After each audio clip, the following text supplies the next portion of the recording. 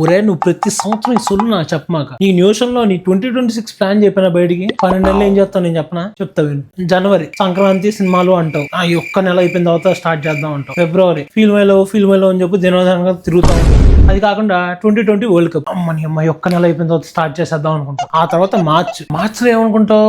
అమ్మ ఉగాది వచ్చేస్తుంది, ఉగాది మన కొత్త సంవత్సరం, మన న్యూ ఇయర్, తెలుగు వాళ్ళ న్యూ ఇయర్, సో ఉగాదిని స్టార్ట్ చేద్దాం అనుకుంటాం. దానికి తోడు ఒక్క నెల ఎటు పెద్ద అన్నో డెక్కడ్ వచ్చేస్తుంది కదా, చూసేసిన తర్వాత స్టార్ట్ చేద్దాం అంటావు. దాని తర్వాత కామ్గా ఉంటావా? ఇది సంవత్సరం మొత్తం మీద ఇదే పెద్ద ప్లాన్. నెక్స్ట్ వచ్చేది ఏంటి?